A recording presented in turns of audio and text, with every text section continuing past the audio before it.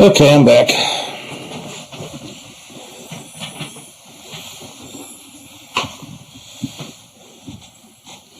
Tom there yet? Okay, just let me know.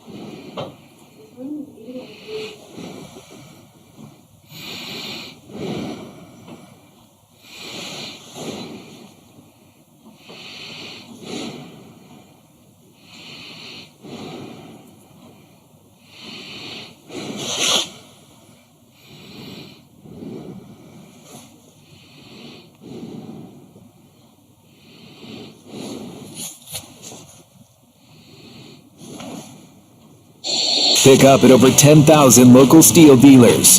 Real steel. Find yours at steeldealers.com. Does your dog need groomed or walked? Are you looking for a pet sitter or dog boarding options? If so, call Dirty Paws, Wheeling's newest pet care service, providing the Ohio Valley with everyone's pet care needs. Check us out on Facebook at Dirty Paws WHG or call 304-639-7754. For all of your IT needs, visit OmniPerforms.com. Omni Strategic Technologies, the only IT company that the Watchdog trusts. Hello, everyone. From the Watchdog, I'm the Storm Tracker Darnell Foster with a look at your local weather forecast for your Tuesday. Mostly cloudy with early showers to start the day. Temperatures near 61 for the daytime high. Mostly cloudy through the overnight, a low near 40 degrees. Clouds breaking for sunshine for your Wednesday with a high near 65. Have yourself a great day, everyone. From the Watchdog, I'm Darnell Foster. The views and opinions expressed on the following program are not necessarily those of this station or its sponsors. Your morning news, weather, and sports wrapped into his own unique perspective. This is the Watchdog Morning Show with Howard Monroe and Brad Leonard in the producer's chair. Brought to you in part by Wheeling Hospital. Degrees here at my home studio in Elm Grove, and 40 degrees at the Robinson Autograph Studios downtown Wheeling in the heart of the Ohio Valley. Just a very little light wind blowing around. That 40 makes it feel like 36. Not a big feels like temperature to worry about. Coming up in a minute or two, we'll talk with Tom Squitieri, our D.C. team member, to discuss some of the things happening in the nation's capital. Got a couple of local stories, if we have a chance, we'll delve into, involving sewer and water rates in the city of Wheeling, Marshall County prostitute, and the Greg Stewart contract of the Ohio County Commission.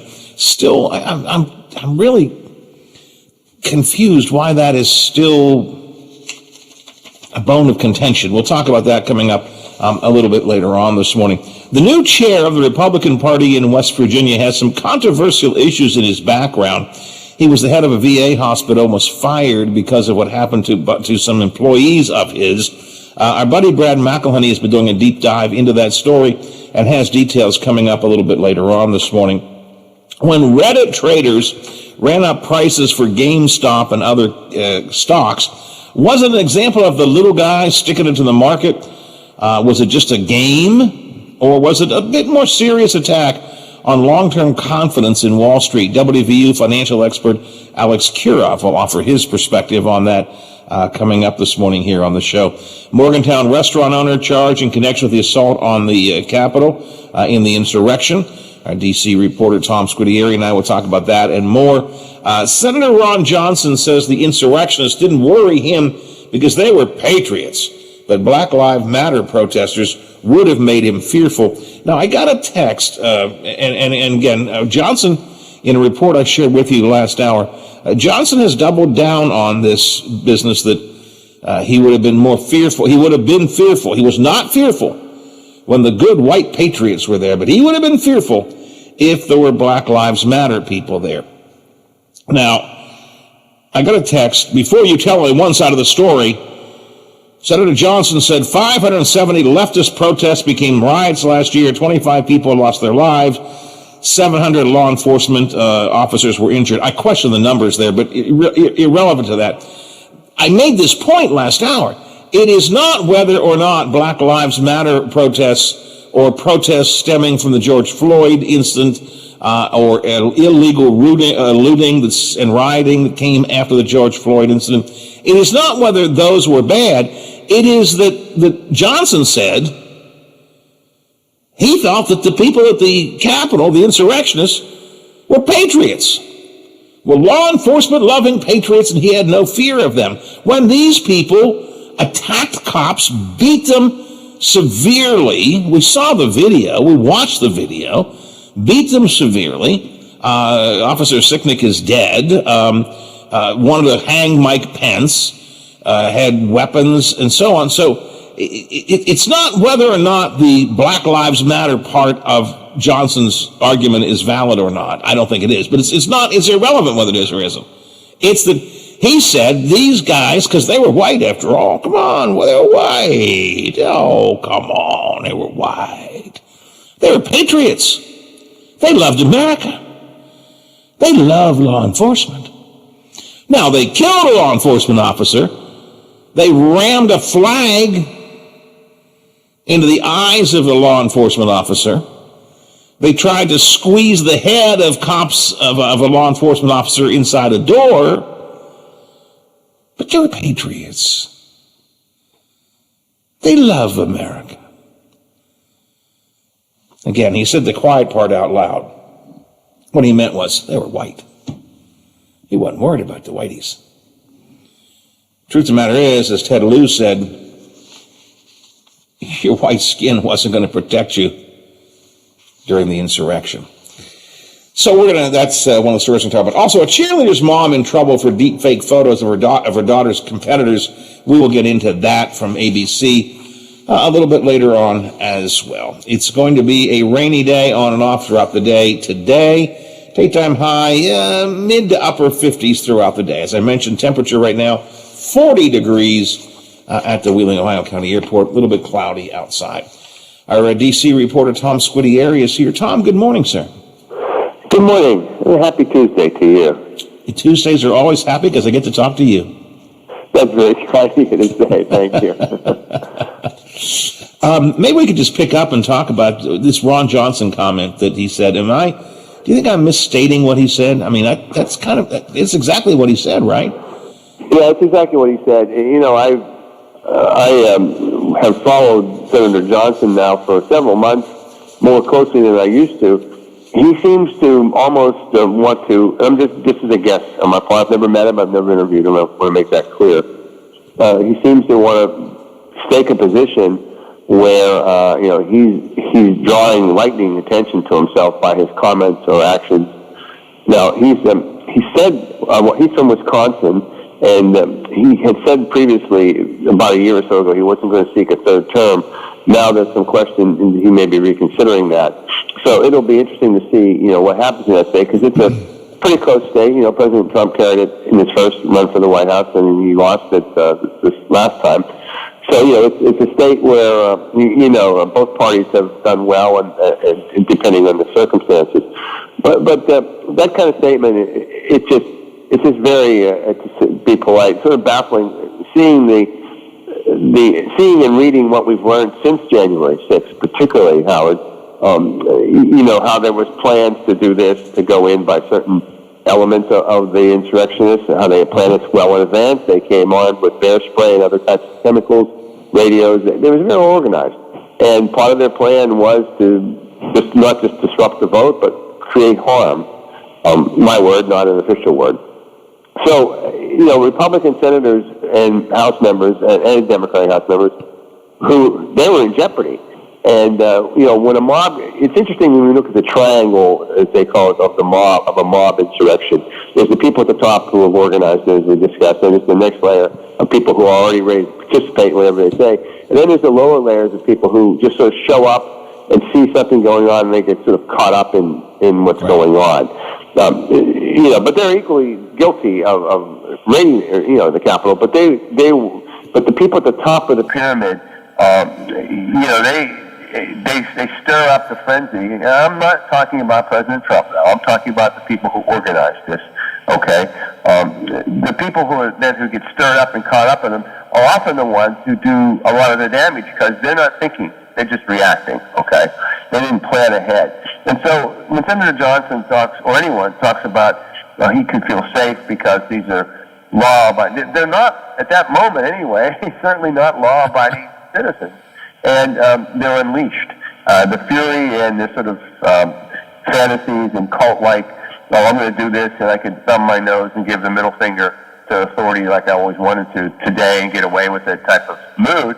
That's a dangerous situation for anyone. When people think they can either don't care, that's the jihadists in the Middle East, they go in, they're suicide bombers, they go in, they have a mission and they don't care what happens to them because they're for some greater glory. Or in the case of this anger, suppressed anger, I can get away with it type of feeling. So, I read what he said, and I just looked at it now in the context of statements he's made on other subjects over the past year or so. And I was not surprised because that's who he is. That's sort of what he's establishing himself as his sort of positions on things. The attempt to draw a correlation between the insurrection and some of the riots and protests after the George Floyd incident has certainly been. Those connections have been tried to be made for months, and I don't disagree that that's worth looking at. There is a comparison there to be made, but when Johnson says not that, well, my God, there was just as equally a bad incident in Minneapolis or wherever. He doesn't say that. He says that the insurrectionists were good people. Wait, they weren't good people. Are they making something? Certainly not that day anyway. As you said, certainly not that. Look, if I could have 1 minute, I hear what everyone says about, what about Black Lives Matter? I'm going to give a quick, if you don't mind, a quick thing. When I was covering the war in Bosnia, there was a lot written about atrocities on all sides, more so written about Bosnian Serb atrocities. because they were the ones that were most visible to many of us and most documented. We wrote about them all. And I remember being in a village in eastern Bosnia, and Serb militiamen came up to us, journalists, and they weren't hostile. They were, engaged, very engaging, actually. And one of the commanders said, "Why do you always write about us?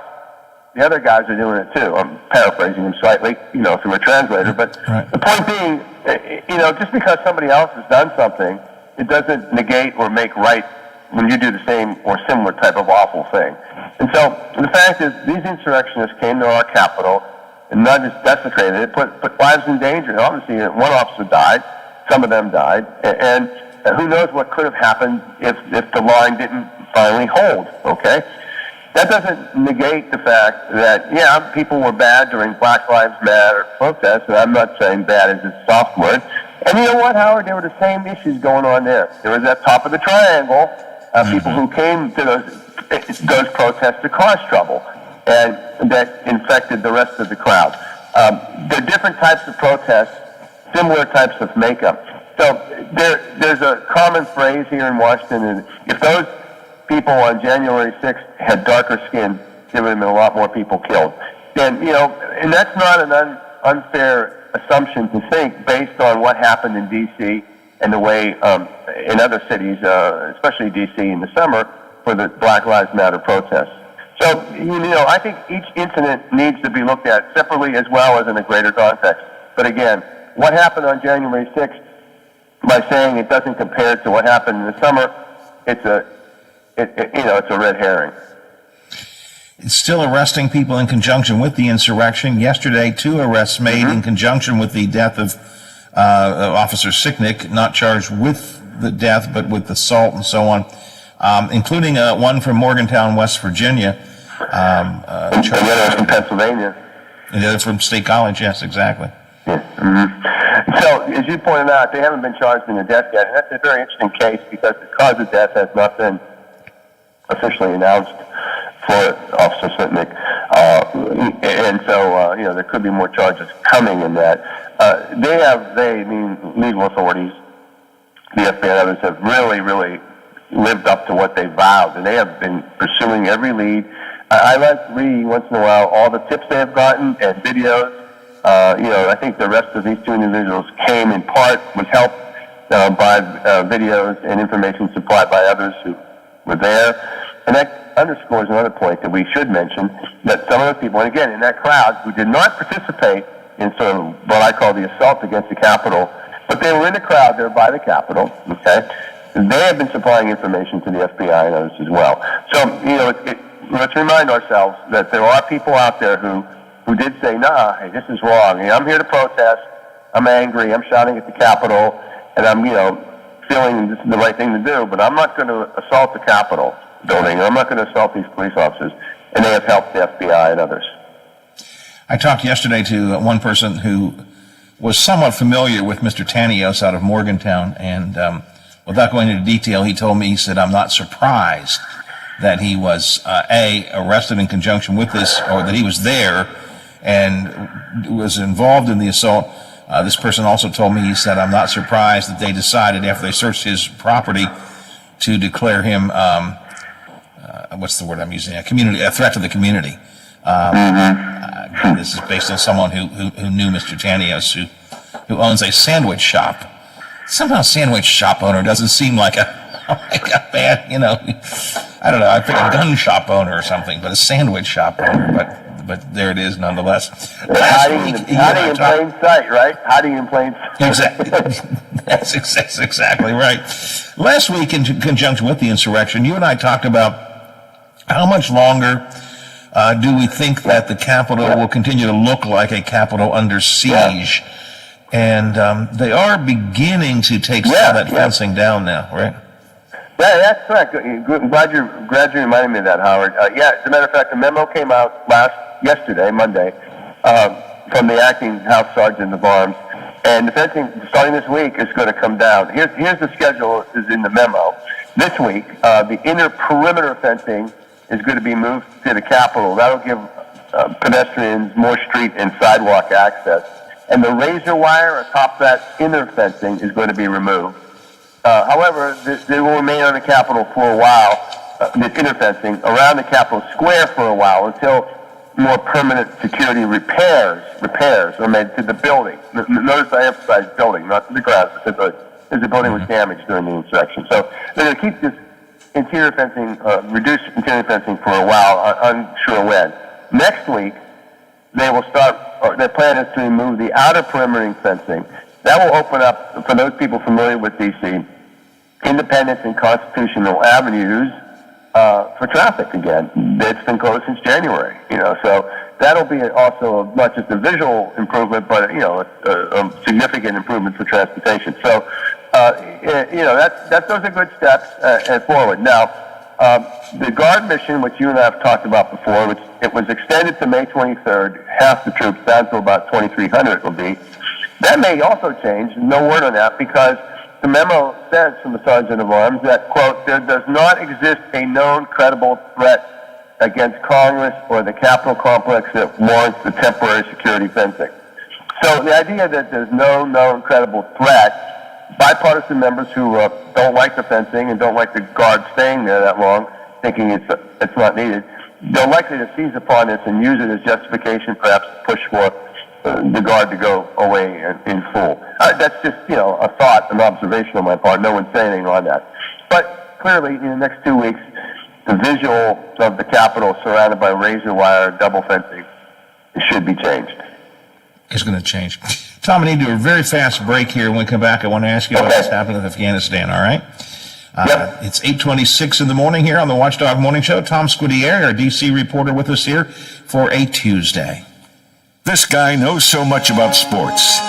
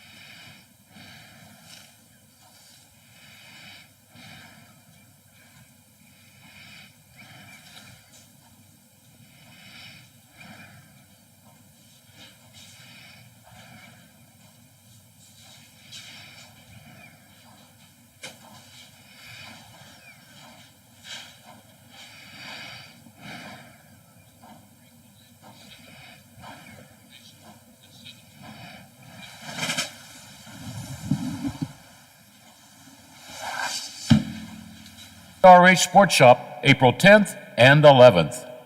Plumbers and Steam Fitters Local 83 want to thank the owners and contractors of the Ohio Valley for using their locally trained workers to help build for the future. Local 83 helps design, fabricate, and build the gas infrastructure for the oil and gas industry here in the Ohio Valley. Plumbers and Steam Fitters Local 83 is 300 members strong and growing. They also do residential, commercial, and industrial work on both sides of the river. For more information, call Plumbers and Steam Fitters Local 83 at 304-233-4445. A serious injury from an accident can be just the start of your worries. What if you cannot return to work? How do you take care of your family if you're disabled? At Gelner Law Offices, we represent seriously injured people and understand their problem. We know how to get you fair compensation. We will work hard to make sure you get the money you deserve for your losses. Don't go it alone. If you're hurt in an accident, call us at 304-242-2900 or visit us at gelnerlaw.com. We'd like to help. Clearview. The Watchdog is protecting your yard. Join Howard Monroe, Hoppy Kercheval, Bill DeFabio, and Big Rick for the best live and local talk in the Upper Ohio Valley and beyond. Clearview trusts the Watchdog. We're on air, online, on video, and on demand. Find us where you like us. This is the Watchdog Morning Show with Howard Monroe. Every Tuesday on the gig, we talk to Tom Squitieri, our D.C. reporter, about things happening in the nation's capital and around the world. Tom, around the world, we're still trying to extricate ourselves, I guess, from Afghanistan. Some meetings on that coming up this week, right? That's correct. The United States yesterday announced that our special envoy regarding the Afghanistan process, Zalmi Khalilzad, will attend a conference in Moscow this Thursday. It's designed to, quote, accelerate the Afghan peace process. That means the United States and Russia, which we know do not agree on many things, they both favor the creation of an interim government in Afghanistan as a step forward. It looks like they may cooperate on this. The Taliban and the government of Afghanistan have agreed to attend the conference already. China and Pakistan are also invited. Ideally, they would show up as well. And I'm not an optimist ever about Afghanistan. It's an interesting place, and drawing a what we would think of as a permanent solution is difficult because of the nature of the country and its various tribes and regional power. And that's the way it's most been through its history. It's always been difficult for the Afghans to have a national government. And I say this without bias. It's just a matter of fact. Some countries are different than others in their structure. That being said, a regional agreement where supported and truly supported by China, and particularly Pakistan, which is important since it's neighbor to the right, to the east, excuse me, and it's harbored Taliban people over the years. Important. Now, what I found curious, and I haven't figured this out yet through calls. Originally, I thought Iran was also invited to participate in this conference. They may still be invited, but they maybe have not signaled their participation. That would be very interesting to see them, because that would bring them, of course, into an agreement shared by the United States, which has its own implications. But even without Iran, it would be a strong group of countries putting together a plan, and then, of course, see what happens after that. But in an area of the world where I have very little optimism, this to me is the best news I've seen over the past year about trying to have some negotiated step forward, and then we'll see what happens after that. All right, Tom, appreciate your time today. As always, we'll do it again next Tuesday, and I thank you for your conversation today. It's gracious of you to have me on your show. Thanks a lot. We'll do it again. Thanks a lot. Tom Squitieri from our D.C. team. Every Tuesday, we kick around a couple of the big stories of the day out of the nation's capital. It's 8:32, 28 till the hour. We'll turn our attention down to Charleston. The Chamber of Commerce is not happy. Well, let me rephrase that. The Chamber of Commerce raises some questions about the governor's tax hike plan. And the Republican Party's chairman, the new one elected this weekend, has some questions in his background that some folks are just sort of wondering about. Our buddy Brad McElhenney will help us sort these things out. Coming up next on the Watchdog Morning Show, but first, why don't we check some Ohio Valley headlines? The WTRF Channel 7 News Update is brought to you by Thomas Auto Centers, Mall Road, St. Clairsville. Get the best deal at Thomas Auto Centers. Now it's time.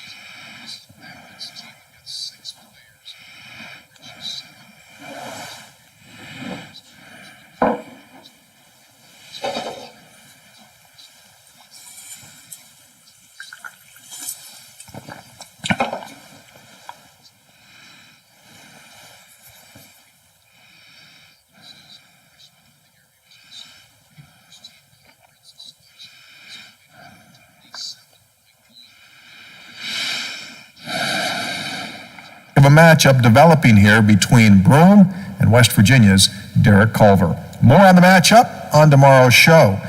This has been the Mountaineer Report, brought to us by Kroger, the official grocer of WVU Athletics. I'm Tony Caridi on the Mountaineer Sports Network from Learfield, IMG College. This is Wheeling Fire Chief Larry Helms, reminding everyone about the seriousness of this COVID-19 in our region during these colder weather months. This virus is spreading rapidly and could put a strain on our hospitals and emergency services. I am asking everyone to please wear a mask. It's important to make sure your mask covers your nose and your mouth at all times. Wearing a mask is one of the only defensive tactics we have to slow this virus down. Remember, wear a mask, stay apart, and wash your hands. Now, during the Jim Robinson Ford Lincoln Toyota Pre-Owned Super Sale, select from over 80 vehicles in stock starting under $5,000. Most are local trades, many with one owner. Hurry to Jim Robinson at the Highlands, home of lifetime powertrain protection. Now, during the Jim Robinson Ford Lincoln Toyota Pre-Owned Super Sale, select from over 80 vehicles in stock starting under $5,000. Most are local trades, many with one owner. Hurry to Jim Robinson at the Highlands, home of lifetime powertrain protection. My little girl hurt her foot and needed a doctor fast, but her physician wasn't available, and I wanted her seen as soon as possible. Then I remembered the Wheeling Hospital Urgent Care, right in downtown Wheeling at the Stone Center on Market Plaza. Open 9 a.m. to 9 p.m. every day, the center is ideal if you have a sudden sickness or injury. The doctors and nurses were great, and they also provided x-rays, a pharmacy, and lab draw station. No appointments needed, and convenient parking is nearby. Wheeling Hospital Urgent Care. They'll take good care of you.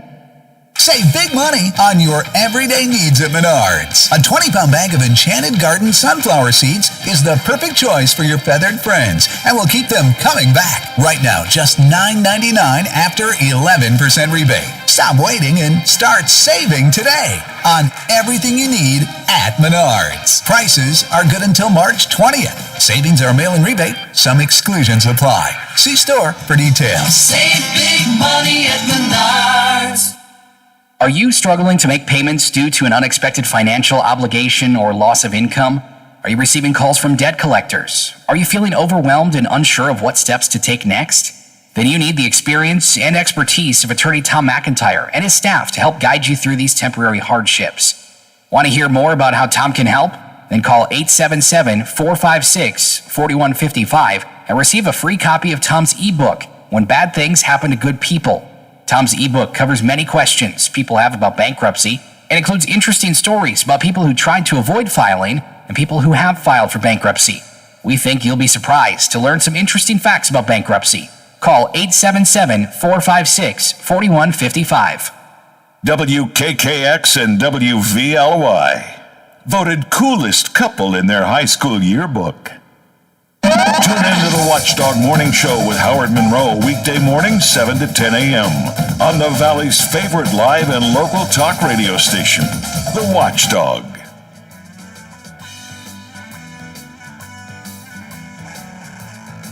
We're on air, online, on video, and on demand. Find us where you like us. This is the Watchdog Morning Show with Howard Monroe. 40 degrees and some light rain at the Wheeling, Ohio County Airport. 40 degrees at my home studio here in Elm Grove. 40 degrees at the Robinson Autograph Studios downtown Wheeling in the heart of the Ohio Valley. When the folks on Reddit kind of ran up prices for GameStop and other stocks a couple of months ago, was it an example of the little guys sticking it to the market, or was it a more serious attack on long-term confidence in Wall Street? We will talk next hour with WVU financial expert Alex Kurov about that issue. That's coming up in the next hour. here on the Watchdog Morning Show. Brad McElhaney is with us. Is Brad with us? Yes, he is. Okay, just double checking before I go go down the road. He's there and ready to go. Brad McElhaney is with us. I'm here and prepared to lobby for some breakfast treats for Biff. Tomorrow is a soup sale at the Soup Kitchen here in Wheeling. It's a fundraiser for it, and it's potato soup. And when they asked me if I would promote it, they said, we could bring you soup. And I said, well, I won't be there, so don't bother. I guess I forgot about Biff. Oh, yeah. Thanks. Appreciate that. My morale just sank. Yeah, I didn't think about, I figured they weren't going to bring it out here to Elm Grove for my home studios, but I guess I could have told them to bring you some soup, Biff. Oh, yeah. Actually, come to think of it, tomorrow's my day to be in the office at 10 o'clock anyway.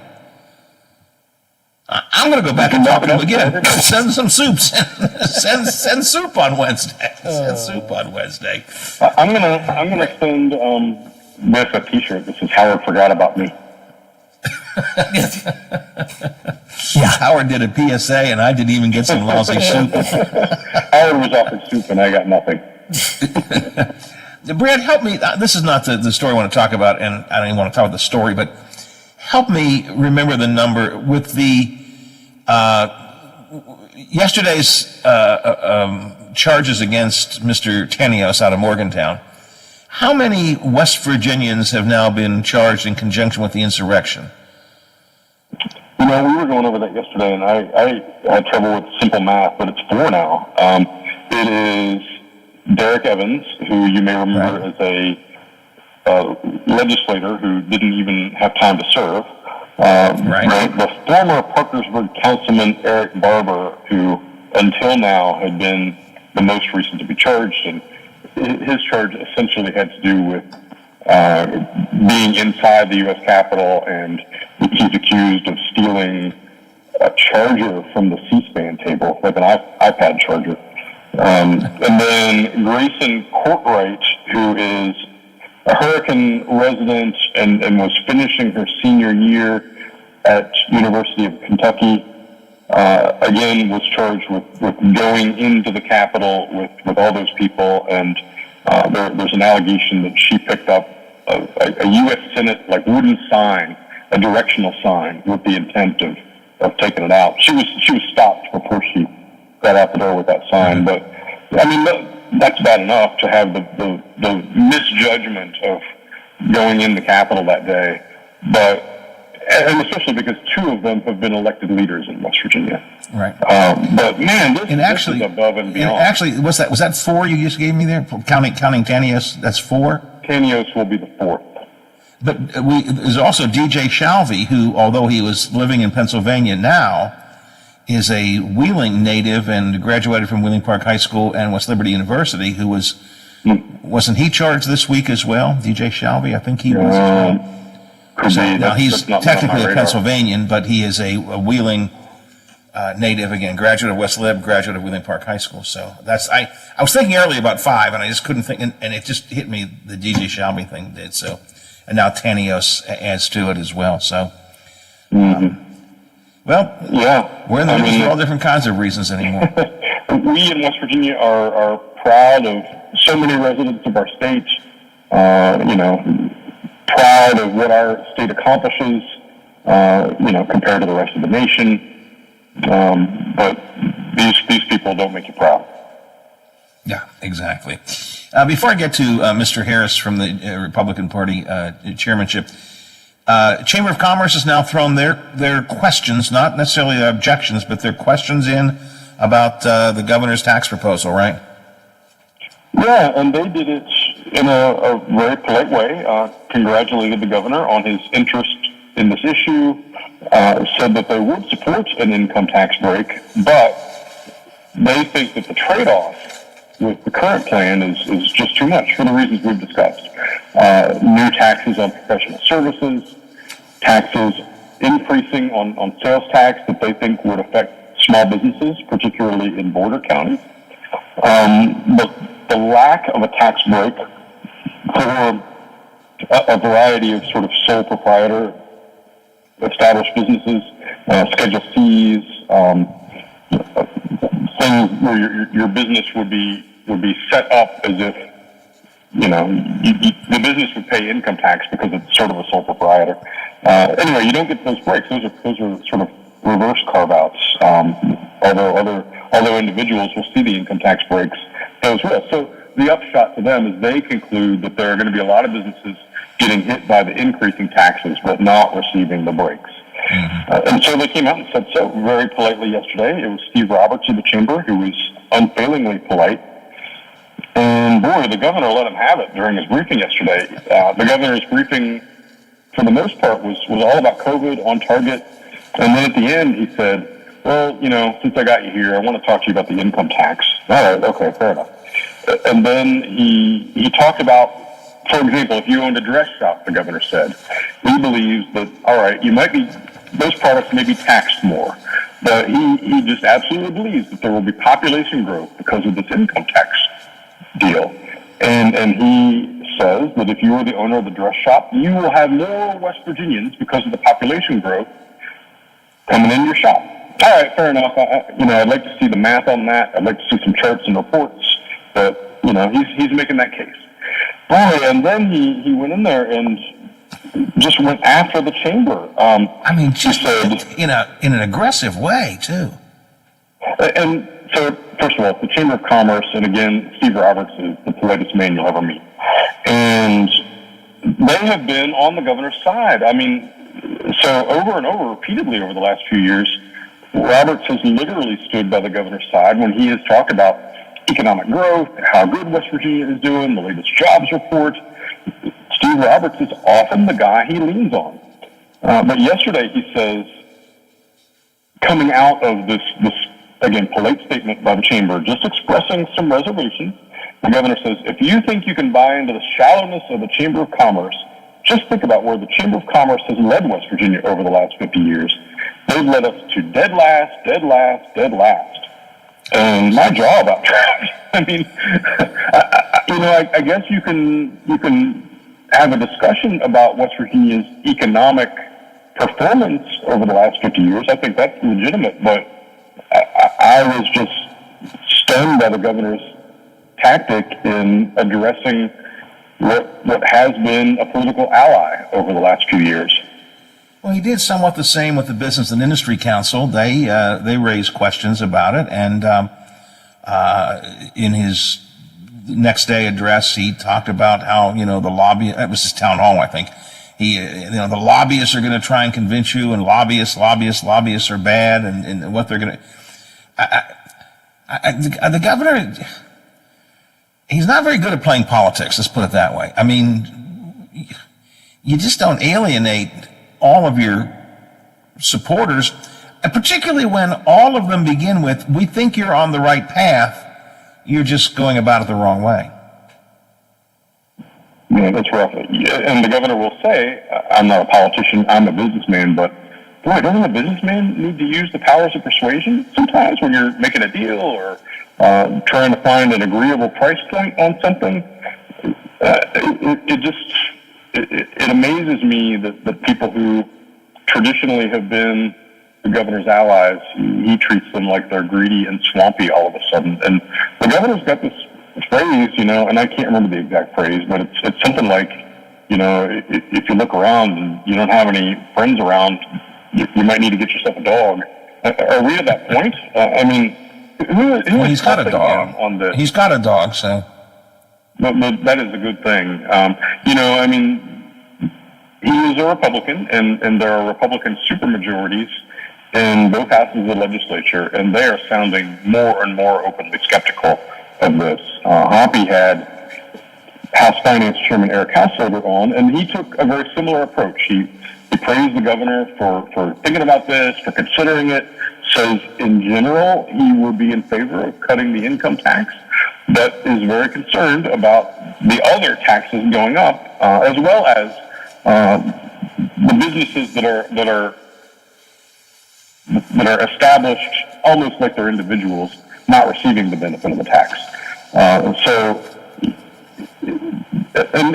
if the bill is going to move, it's going to move through the finance committee that Householder oversees. And you just look around, and the governor is absolutely, at this point, out on his own on this, and is getting more and more publicly frustrated about it. So this week, his objections came from the Business Industry Council, the Chamber of Commerce, and the Farm Bureau, all of whom had, again, at the very least, questions about the way it's being done, not to mention the House Finance Chair as well. So I don't know what's going to come of this. I'm beginning to wonder if anything will come of it now. I thought maybe a revised version would, but I don't know. I'm not sure. I'm just not sure where it's going to go from here. Well, now I forget if it's legislative day 34 or 35, but we're past the halfway point of the session.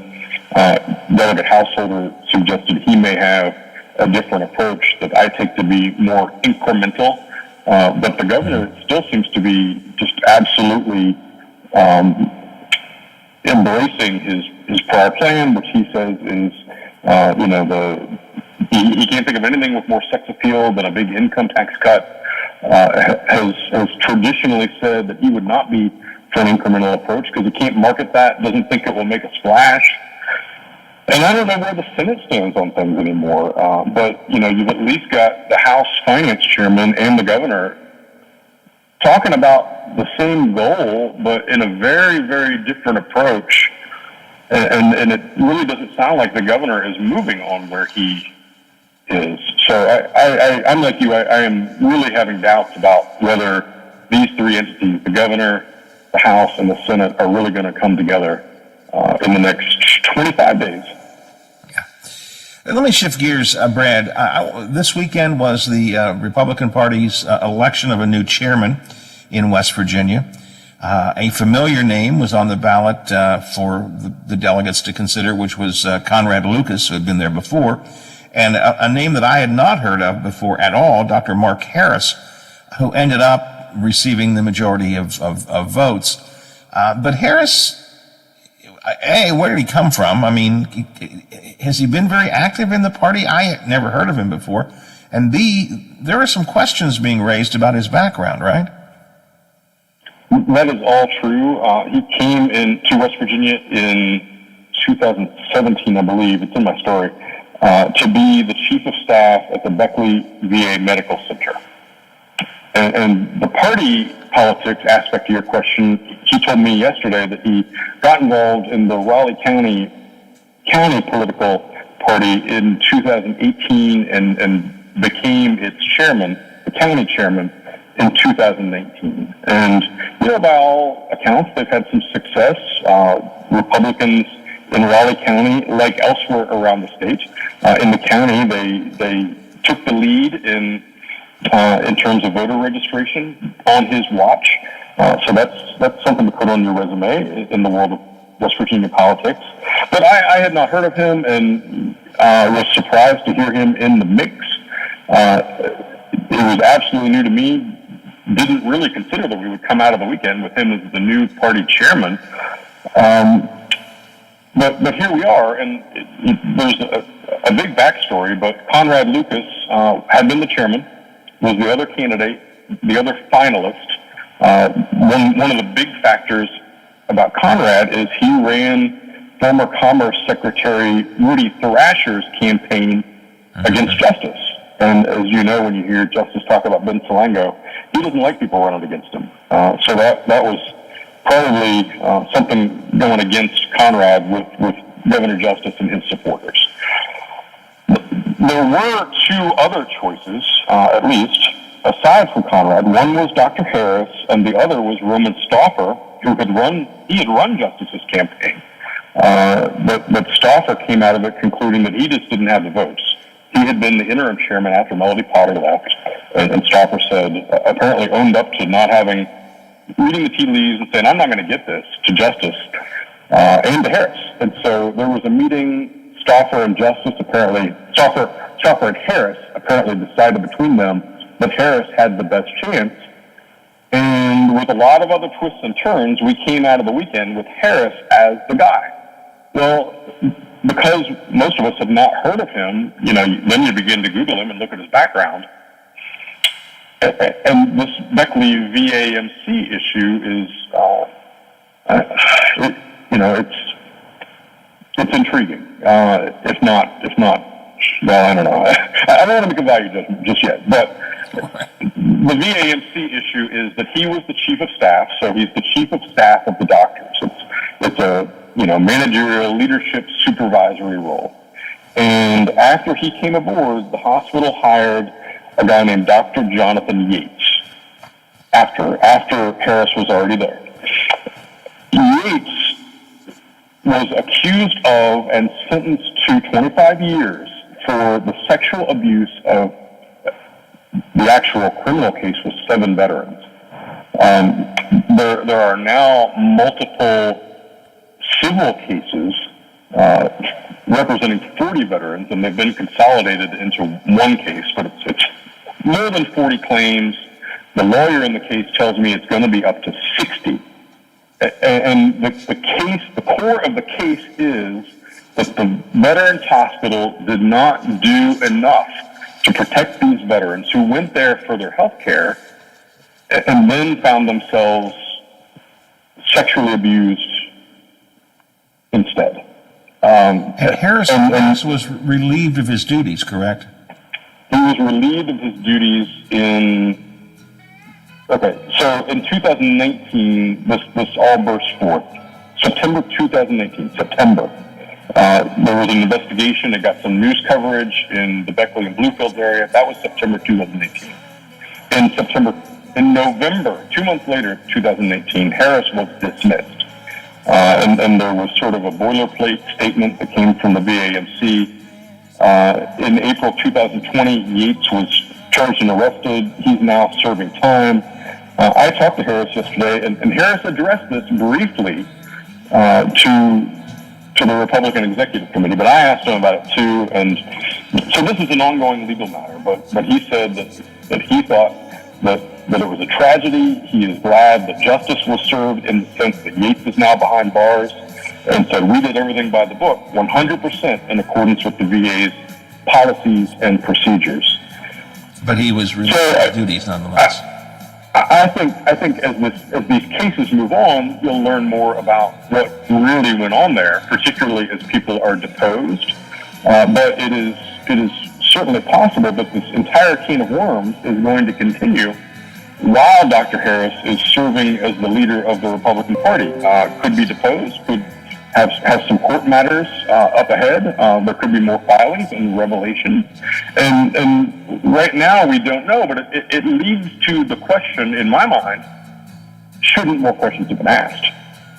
Yeah, exactly. Brett, I'm out of time. People can check out more of this. You have a nice long story about it at wvmetronews.com. And you probably talk about it, I assume, today with Hoppy on Statewide Talk Line as well. I have to run. I will talk to you again soon, my friend. Thanks a lot. Thanks, Howard. All right. It's a little after 9 o'clock. ABC News is already in progress.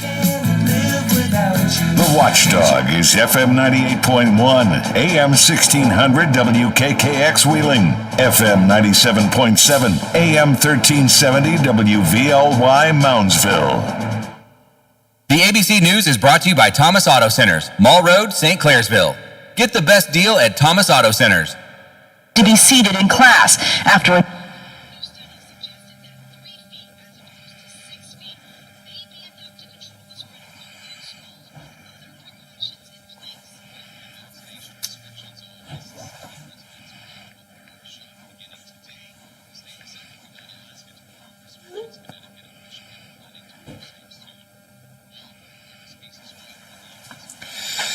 I love Brad, and he's one of my best guests, but sometimes it's hard to speed him along.